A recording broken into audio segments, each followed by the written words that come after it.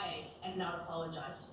Do you think there is an anti-Semitic element to this, or was it just a slip, a verbal slip?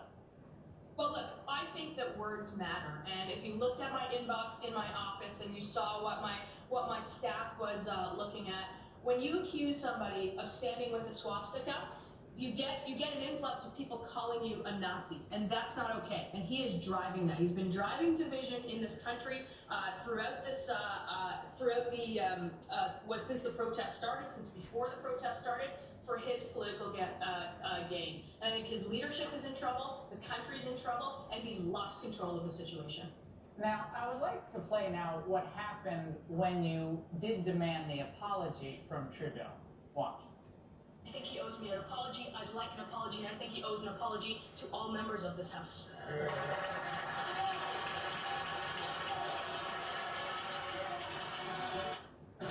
Now, MP Lanceman, he actually left after insulting you like that. What was his response? His run and hide is kind of his trademark at this point. Your reaction?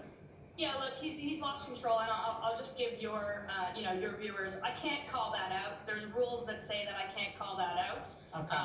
But he is not, like, he was not there. He has not apologized, and I expect an apology. I got to tell you, Canada is the best country in the world. My parents chose it. I'm a grandchild of Holocaust survivors.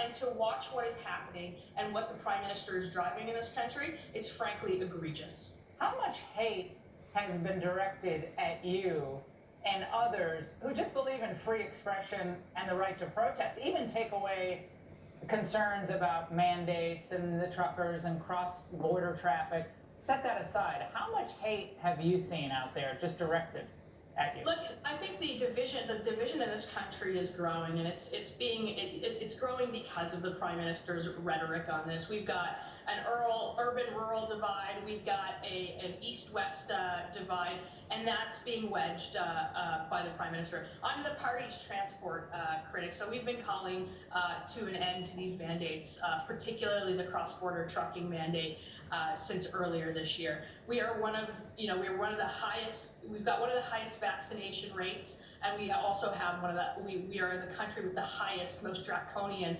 restrictions. So if he wants to end this today, he could have done that 19 days ago before putting forward a national emergency that is not justified.